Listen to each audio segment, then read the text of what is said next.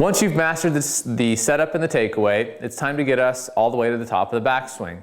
If you haven't mastered the setup and takeaway yet, you're not ready for this video. Do the right thing, master the takeaway first, and then come back for this video once you've mastered that piece, because you need to have a perfect takeaway to set up a backswing to make it simple to get to the top in the right positions. I'm going to walk you through the exact same progression that I use when I teach students in person so that you can get the exact same experience and understand exactly how you need to work through the backswing to get into a perfect position at the top every time without any problems. There's two techniques that I use. The first one is progression or stacking. What that means is I'm going to make things really simple at first, and then each time we master a simple little piece of the backswing, I'm going to stack another piece on there to make it more challenging. The second piece is I'm going to use isolationism. And what that means is I'm going to take all the distractions away at first. There's going to be no club, no ball, none of that. So we're really just focusing on movement, because that's really what we're trying to do. We're not trying to hit a perfect golf shot or have a perfect contact or impact position yet. We're trying to learn a new movement pattern. And that's critical, so that you take what position the club face is in and realize all you're trying to do is create a new movement pattern, and that's it. And so I'm going to show you exactly how we do that. So the first thing I'm going to do is get rid of the golf club. So don't need that yet. That's just a distraction. Okay? So here's the first thing that we're going to do. Before we actually start the movement, I want you to understand a concept. And this is critical that you understand this, because this will affect your vision or what you conceive the golf swing to be. And once you understand what your preconceptions are and how they may be flawed a little bit, you'll understand why people end up in the typical positions that we see every day on the lesson tee. So the first thing I want you to think of is that when you're looking at the golf swing from down the line, there are two dimensions basically. You're going to think of vertical movement in the golf swing and around movement, rotation. So when I demonstrate this for my students, what I'll typically do is put a shaft down the line in the middle of my body here and tell them that anything behind this shaft would be in the depth dimension, and then anything moving straight up and down would be in this vertical dimension. Where most people go wrong with the backswing is that they try and move their arms and club into this depth dimension. And so when they do that, that's how you end up really flat and deep and in a bad position at the top. What you need to think of is that you never move your arms into this depth dimension. All the arms are doing is moving in this vertical dimension, and that's it. Now technically that's not exactly what happens, but that's what 99.9% of the students need to focus on and feel in their golf swings. So what you're going to do is to get into this depth dimension, because obviously the club's going to end up behind us, that is handled through rotation. So now as I turn, that moves my arms, starts to move them into this depth dimension. It's done by rotation, not by me taking my arms and swinging them across my body. That's going to end up with a flat swing. So what your arms do is that they feel as if they're only moving straight up and down in this vertical dimension. And as I'm doing this, this is when our first drills are going to start. It feels like I'm just moving my hands straight up and down over my head. That's it. They're not moving this way. They're moving straight up and down. So when I put these two together, vertical movement and depth movement, rotation, here's what it looks like. So I'm going to only do vertical movement while rotating. And when you put the two together, you start to create a golf swing and a swing plane. But all I'm doing is this with this. When you start to understand now is that my hands and arms always feel like they're out on this side of the shaft, never into this deeper dimension. They feel like they're going straight up and down in front of my body while my body turns. So that's the concept of the golf swing, of the backswing, is that your arms are always on this side of the shaft. You never move them into this dimension. They do get there. You can see that my hands are now behind the shaft, but they got moved there by the rotation of my body. Okay, so that's the first concept that I want you to understand. Now let's get to work doing some drills. It's very important that you follow along with me and go through the drills with me. It doesn't do you any good to just sit here and watch this video. I need you to get up out of your chair and follow along with me, because this is important. So the first thing we're going to do, we're going to isolate down to the simplest movements that we can create during the backswing. And that is this what we call shoulder elevation in the backswing, and it's very little. This is how much my arms are going to move. I'm starting them at belt high and moving them up about to the base of my chest, where the bottom of my elbow is just below the bottom of my pectoral muscle. Tiny amount of movement vertical. You'll notice that my hands are staying straight in front of my sternum of my buttons on my shirt, and that's it. From this dimension, I'm standing straight up, hands are about belt high, and they're elevating to the bottom of my chest. This is what happens during the backswing, okay? So once you can do this, we're ready to add the next piece in. Now a lot of people, if you're going to be doing this, we're in trouble. So it's just straight up and down, vertical movement only. Now what I want you to do is move your hands to the base of your chest and then fold your right arm. Notice that my elbow and my shoulder are in alignment. And right now my wrist is in alignment. Later on we're going to add a little bit of rotation. But for right now, elevation, flexion is how you're going to learn the basic movements of the arms. This is it. From down the line, elevation, flexion. Notice that I didn't collapse my right arm, because when we add the left hand in here in a second, that would cause my left arm to fold. So I'm just going here, a little bit of flexion. It's not a lot of movement. Now, I'm going to do elevation. I'm going to grab my left thumb, and I'm going to fold my right arm. This is the vast majority of what's happening in the backswing. Notice that as I'm doing this, notice that my left wrist is flat and perpendicular to the ground. This would be parallel, this is perpendicular. As I fold my right arm, notice that my left wrist is now on an inclined plane. It's at an angle. This is because I'm allowing my left arm to rotate slightly as I go back. This will set the club on plane. If I didn't do this, the club shaft would be too steep. So elevation, flexion, and now my hand would be on plane as I let that rotate. Notice that my right elbow is still in front of my shoulder, and the left elbow is above the right elbow. The other critical piece here is to notice what I call the right elbow pit. My elbow pits at address and neutral joint alignment would face straight away from me, not in like this. That's not good posture, that's not normal. Everybody's elbows face out this way if we took all the muscles off you. So as I elevate and my arms come across to the center, there's a little bit of internal rotation, but we want to try and keep this right elbow pit always facing out away from us. That's going to be very critical when we get into the rest of the backswing. So elevation, grab the left thumb, flexion, we got a great backswing.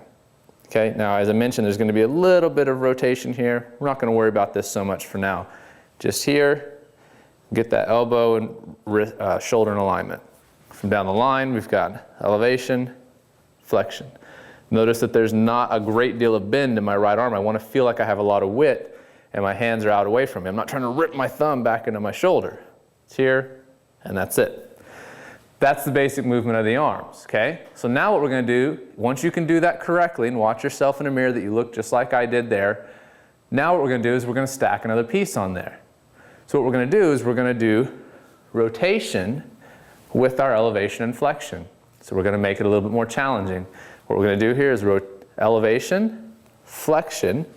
Now, because you should have already mastered your setup by now, you should know how to hinge from the hip and get into a right position. And you should have already done 5 minutes of perfect rotation, so I should be able to tell you how to rotate. I shouldn't have to tell you how to rotate at this point. Rotate to the top, and now I'm in the right position. Stand up again, elevation, flexion, posture, rotation. That's it. This is how you check your backswing every time. Stand straight up, elevation, flexion, get into your posture, rotation. Stand straight up, elevation, flexion, get into your posture, rotation. Notice that my elbow is still in front of my shoulder. I didn't do anything with my arms when I added rotation. I just transported them as a unit with my torso rotation. That's how your arms get moved into that depth dimension I was talking about earlier. If you find that you do this and your arm looks like this, you've let this elbow drift away from you. And so what you need to imagine is that I've drilled a bolt into your arm. It allows it to move up and down, but it doesn't allow it to move this way. It doesn't allow it to move away from the body. It's only moving in that vertical dimension, not the depth dimension. If you find that you're here and your elbow just moves out a little bit, that's where that little bit of rotation of this part of your arm comes in. A lot of you will find that it's really normal for you to get here and your elbow pit wants to face back at you. As we get into the rest of the backswing, what we'll see is that as I'm going back, I want that to face away from me. And at this point, it should feel like it's facing the sky. It should never feel like it's rotated in. If it's facing the sky, my elbow can fold up. If it's facing this way, my elbow is going to fold in and move out away from me and get that flying right elbow. So it's important to keep that elbow pit facing away, and now we're in a great position at the top, okay? So that's the first piece. If you do this correctly, you take the time to go through these little steps that I've done, elevation, flexion, rotation, you'll know what it looks like and feels like to be in the perfect position at the top of the swing every single time. So now we're going to challenge you a little bit more. Now what I want you to do is go ahead and pick up a golf club, but I want you to flip it upside down. The reason for that is there's a tremendous amount of weight, even though it doesn't seem like it. Once you start moving this around in space, there's a lot of inertia. As it builds momentum, it's going to want to act on your wrist joints and get you to move out of position. You're also attuned to what the club head feels like to you at the top of your swing, what you're used to. What you're used to probably isn't right, but you're going to want to settle back into those old movement patterns. We want to create new movement patterns, which means we need to break some old habits, and we need to start with baby steps. Okay, so now we're going to make it a little bit more challenging. Hands are still in front of the center of my chest. Elevation, flexion, and let's see if we can keep everything else the same. If it's not, throw the club down and go back to doing it with just your arms until you can do that exactly right every time. Then we go elevation, flexion, posture, rotation. Same thing here. Elevation, flexion, posture, rotation. Perfect position at the top. That's all we got to do to get there. Once you master that, and this is going to take a while. You need to be patient with this because you're going to do it incorrectly. It's taken me lots and lots of reps to do it. The goal of these 5-minute series is to get you to do these same movements over and over and over again, at least 5 minutes a day. If you can put in 10, 15, 20, or 30, that's excellent. In 5 minutes, you should at least be able to start making progress on your golf swing. Once you start getting that comfortable where you have it with the shaft upside down, flip it into the normal position. This is where things get tricky. So now what we're going to do, same thing. Oh, I messed up there. Now here, flexion or setup, posture, rotation. Elevation, flexion, posture, rotation. And then we should see what it looks like and feels like to be at the top of the swing. And now you're going to notice that club's going to feel a little bit heavier. You're going to notice how it wants to move your hands and wrists out of position. It's very important that you take your time and move very, very slowly. Once you've done this enough, and you're going to start out with just your arms. You may need to do that for the first week until you can get just your arms correct. Then add the distraction of a golf club turned upside down. Maybe that'll take you another week. For some of you, it might take 5 minutes. Once you can do it correctly, that's all that matters. Then you can flip the club back into its normal position and start working from there. Now, once we know what it feels like to be in the right position, here's what we want to try and do. We want to stack all of these things together and move to the top of the swing in one motion from a setup position. We're not quite ready yet, just yet. So what we're going to do now, we're going to start out in our posture, do our elevation, and flexion, and rotate. We want to do this enough until that we get it right every time and can do it from our setup position. So that's the next little evolution here of our drills. The progression here is to start from setup. Now, once we've got the setup feeling, we know what it feels like to be at the top, we know what the arm movement feels, it just feels vertical, it doesn't feel like it's moving across. Now what we're going to do is try and glue it all together. Set up, get in your posture, and all I want you to try and do, if your takeaway is already mastered, which it should be if you're watching this video, We're going to try and get from here to the top. And I don't want you to think so much about how to do it, because your takeaway should be ingrained by now.